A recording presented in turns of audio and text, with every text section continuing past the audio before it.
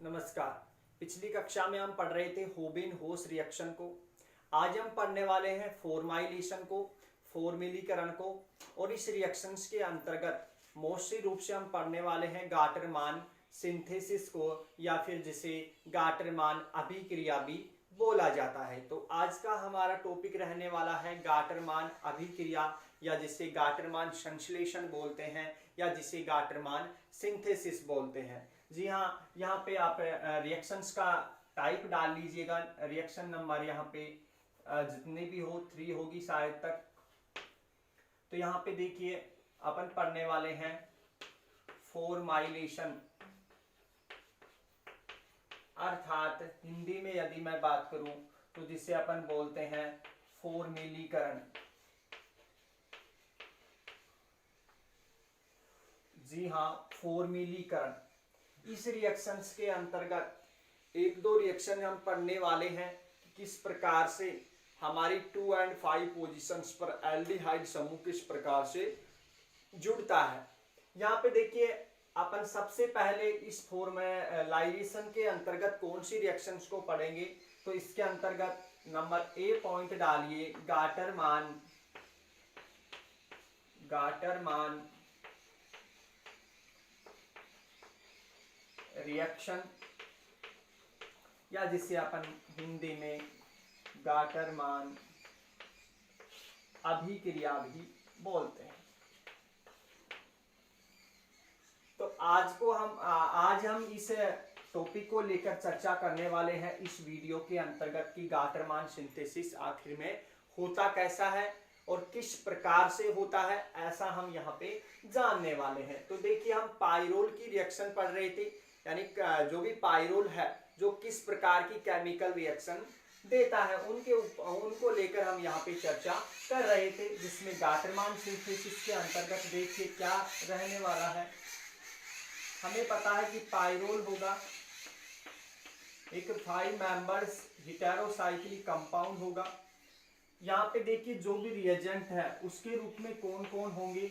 तो यहाँ पे देखिए जो भी सबसे पहले यूज किया जाएगा हाइड्रोजन साइनाइड को, और उपस्थिति यहाँ पे साथ में होगी HCl की, तथा एक लुईस अम्ल की उपस्थिति होगी, और लुईस अम्ल के रूप में अब हम यहाँ पे ZnCl2 का यूज कर रहे हैं।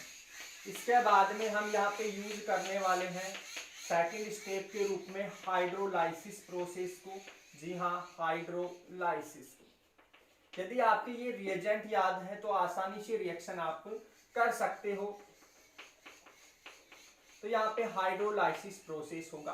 तो फॉर्मिलीकरण रिएक्शंस में होता क्या है हमें पता है। यहाँ पे देखिए 2 पोजीशन पे जुड़ेगा या फिर 5 पोजीशन पर जुड़ता है। जो भी हमारे पास में रिएजेंट स्पीसीज है या जो भी इलेक्ट्रोफिलिक स्पीसीज है वो हमारी कहाँ पे जुड़ेगी, या तो 2 पोजीशन पे जुड़ेगी या फिर O, क्योंकि इस प्रकार से बना हुआ जो कार्बोकैटायन है वो मोर स्टेबल होता है, इसी कारणवश से 2 पोजीशंस पर जुड़ती है। ऐसा हम पिछली कक्षा में भी चर्चा कर चुके थे। इलेक्ट्रोफिलिक स्पीसीज यानी कि जो भी इलेक्ट्रोफिलिक स्पीसीज है वो इलेक्ट्रोफिलिक सब्स्टिट्यूशन रिएक्शंस के अंतर्गत किस प्रकार से मैकेनिज्म प्रदर्शित करती हैं, ये बातें आप पिछले वीडियोज में भी देख सकते हैं। तो यहाँ पे देखिए हमारे पास में जो 2 पोजीशंस है इस पर क्या जुड़ने वाला है, एक एल्डिहाइड समूह यहाँ पे जुड़ जाता है इस प्रकार से। तो जिसे अपन क्या बोल सकते हैं, 2 फॉर्मिल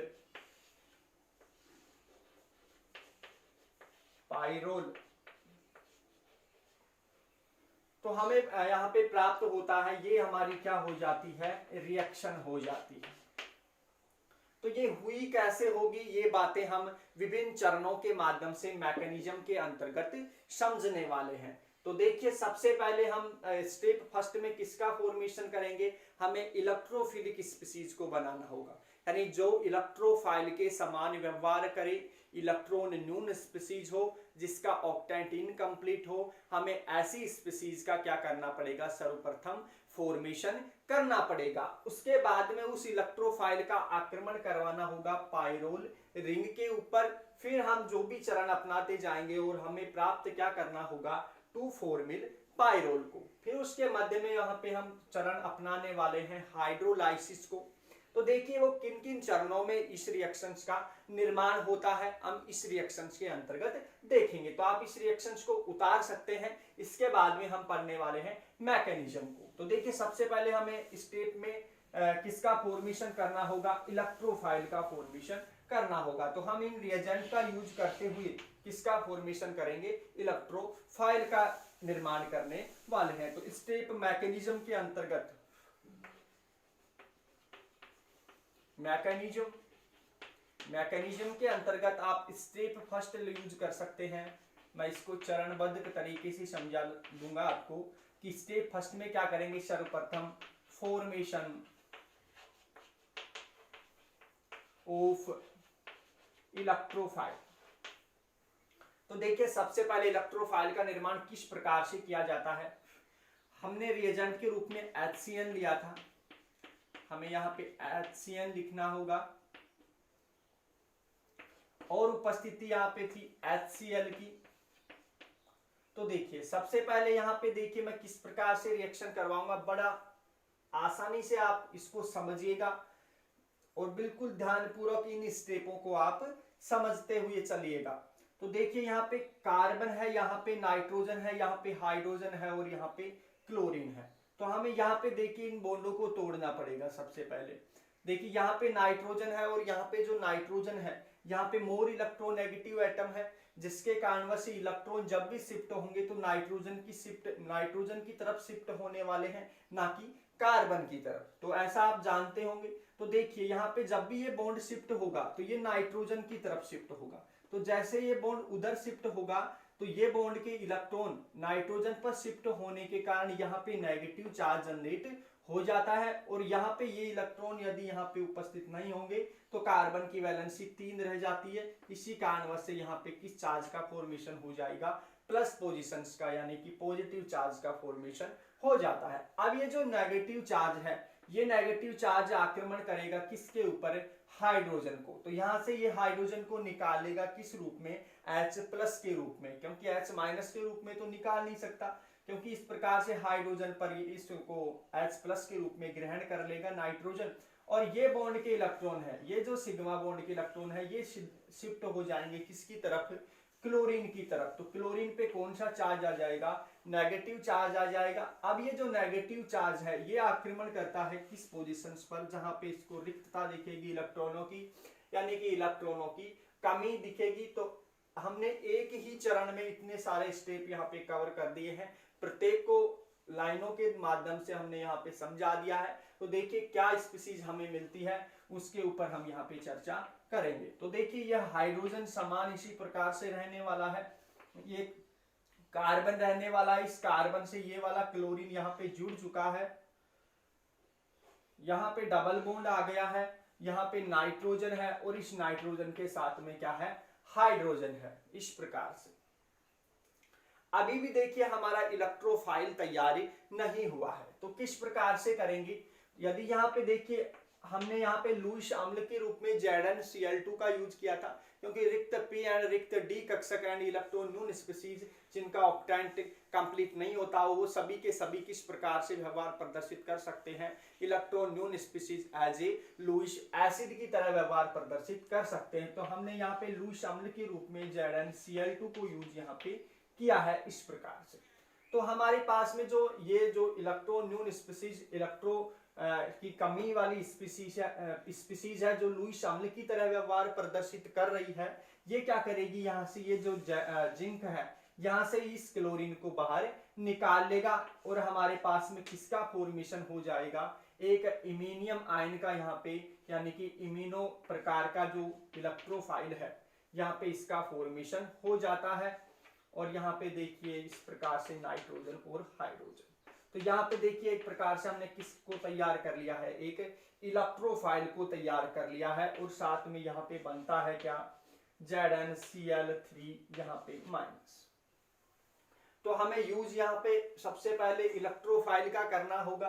तो देखिए किस प्रकार से हमने इलेक्ट्रोफाइल तैयार किया है, इसे बिल्कुल चरणबद्ध तरीके से याद कर लीजिएगा और इसका स्क्रीनशॉट या फिर आप कॉपी में आपको आसानी से आप इसको उतार सकते हैं। तो आगे हम बढ़ रहे हैं। और आगे हमें सबसे पहले करवाना होगा किसको भाई, यहाँ पे अटैक करवाना है और इलेक्ट्रोफाइल का आक्रमण करवाना है पाइरोल रिंग के ऊपर। तो देखिए, तो सेकंड स्टेप नंबर यहाँ पे क्या होगी, सेकंड होगी। तो यहाँ पे देखिए ये जो बनी हुई इलेक्ट्रोफिलिक स्पीसीज है, ये हमारे पास में क्या हो गया, पाइरोल हो गया, 5 डायमंड रिंग हो गई। ये इस प्रकार से देखिए यहाँ पे ये बॉन्ड को मैंने शो कर दिया है और हमारे पास में जो इलेक्ट्रोफाइल तैयार हुआ है इसको मैं यू भी लिख सकता हूँ, ये कार्बन हो गया, ये हाइड्रोजन हो गया। इसको डबल बॉन्ड को इस प्रकार से प्रदर्शित कर सकता हूँ ताकि अटैक करवाने में हमें आसानी हो।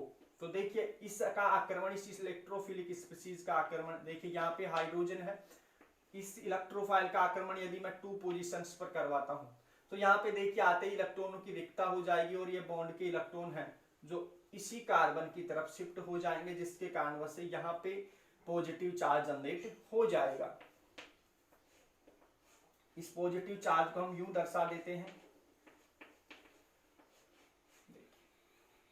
यहाँ पे ये कार्बन हो गया, इसके साथ में ये हाइड्रोजन हो गया, ये डबल बॉन्ड, ये नाइट्रोजन एंड ये हाइड्रोजन और एक ये हाइड्रोजन। यहाँ पे क्या चार्ज जनरेट हो जाता है, पॉजिटिव चार्ज जनरेट हो जाता है इस प्रकार से। अब देखिए ये पॉजिटिव चार्ज यहाँ पे जनरेट हो चुका है। अब हमें क्या करना है, हमारे पास में देखिए इलेक्ट्रॉन डेफिशिएंट यानी कि इलेक्ट्रॉन आधिक्य वाली स्पीसीज है यहाँ पे, क्या एक प्रकार से न्यूक्लियोफिलिक स्पीसीज यहाँ पे हमें प्राप्त हो रही है। यहाँ पे इसका नाम है ZnCl3- के रूप में। ये क्या करेगा, यहाँ से इस हाइड्रोजन को बाहर निकाल देगा और यहाँ पे देखिए किस प्रकार से निकालेगा बाद में समझाता हूं। और देखिए फिर क्या होने वाला है, जैसे यहाँ से हाइड्रोजन H+ के रूप में बाहर निकलेगा तो ये बॉन्ड के इलेक्ट्रॉन यहाँ पे नेगेटिव चार्ज आ जाएगा और ये बॉन्ड के इलेक्ट्रॉन इस बॉन्ड की डेफिशिएंसी को कम कर देंगे, यहाँ पे इसकी रिक्तता को हटा देंगे, तो ये बॉन्ड के इलेक्ट्रॉन ये बॉन्ड को पूरा कर देंगे और यहाँ पे एक प्रकार से ये रिंग है जो वापस से एरोमेटिसिटी प्राप्त कर लेती है। इसे मैं शो कर देता हूं यहाँ पे। तो देखिए ये कार्बन हो गया, यहाँ पे देखिए एक हाइड्रोजन हो गया, यहाँ पे देखिए डबल बॉन्ड है, यहाँ पे नाइट्रोजन है और यहाँ पे हाइड्रोजन है और यहाँ पे ये वापस से ये रिंग एरोमेटिसिटी प्राप्त कर चुकी है। देखिए ये किस प्रकार से रिएक्शन हुई होगी, इस रिएक्शंस को बिल्कुल आसानी से इसे यहाँ पे मैं मिटा देता हूं। तो देखिए ये रिएक्शन यहाँ पे हाइड्रोजन को यहाँ पे देखिए रिएक्शन हुई होगी, ZnCl3 यहाँ पे माइनस होगा और यहाँ पे किस रूप में बाहर निकालेगा, H+ के रूप में। तो जैसे यहाँ पे ये रिएक्शन होगी तो यहाँ से देखिए यहाँ पे Cl के ऊपर नेगेटिव चार्ज है और यहाँ पे एक हाइड्रोजन के ऊपर पॉजिटिव चार्ज है, तो एक H+ और एक Cl- का मॉलिक्यूल एक HCl का मॉलिक्यूल फॉर्मेशन कर लेगा और साथ में यहाँ पे ZnCl2 बाहर हो जाता है। तो यहाँ पे मैं लिख सकता हूँ एक HCl और यहाँ पे ZnCl2 वापस से बाहर निकल चुका है रिएक्शंस के दौरान। अब यहाँ पे देखिए हमें नेक्स्ट सेकंड स्टेप यहाँ पे अपनानी पड़ेगी और वो कौन सी है, हाइड्रोलाइसिस। जी हाँ, हाइड्रोलाइसिस का प्रोसेस हमें यहाँ पे अपनाना पड़ेगा, हमें इन दोनों बॉन्डों को यहाँ पे ब्रेक करना पड़ेगा। तो देखिए ब्रेक करते हैं किस प्रकार से, तो देखिए हमने फर्स्ट बॉन्ड को तोड़ा हमें यहाँ पे, तो देखिए जैसे ही हमने तोड़ा तो देखिए H+ मॉलिक्यूल किधर आ जाता है, नाइट्रोजन की तरफ, एक OH समूह यहाँ पे किधर चला जाता है, कार्बन की तरफ। इसी प्रकार से हमने यहाँ पे दोबारा से दूसरे बॉन्ड को तोड़ा तो ये H+ नीचे की ओर और एक OH- ऊपर की ओर। तो यहाँ से देखिए एक OH तथा दूसरा वाला एक हाइड्रोजन यहाँ से इस प्रकार से एक जल के मॉलिक्यूल में के रूप में बाहर निकल जाएंगे। ये यहाँ पे जैसे ही बॉन्ड टूट जाएंगे तो एक अमोनिया का मॉलिक्यूल यहाँ पे बाहर निकल जाता है और ये जो शेष बचा हुआ ऑक्सीजन है ये डबल बॉन्ड के माध्यम से कार्बन के साथ में जुड़ जाता है। तो हमारे पास में प्राप्त होता है 2,4-मिल पाइरोल। जी हाँ, यहाँ पे देखिए कार्बन है, जो शेष बची हुई ऑक्सीजन है इसको मैं जोड़ देता हूं और यहाँ पे इसके साथ में वो वाली हाइड्रोजन है।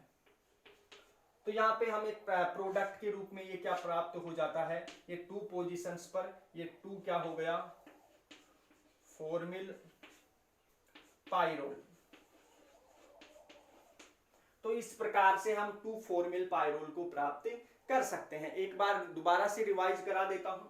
हमने सबसे पहले किसका फॉर्मेशन करना है, एक इलेक्ट्रोफाइल का फॉर्मेशन करना होगा। उस इलेक्ट्रोफाइल का आक्रमण कराना होगा इस पायरोल रिंग पर, और वो मोस्टली रूप से होता है इसकी 2 पोजीशंस के ऊपर, या फिर इस 5 पोजीशन पर भी करा सकते हैं। तो हमें यहाँ पे 5 फॉर्मिल पायरोल बन सकती है, क्योंकि यहाँ पे बना हुआ जो यहाँ पे एलाइल कार्बोकैटायन मोर स्टेबल होता है।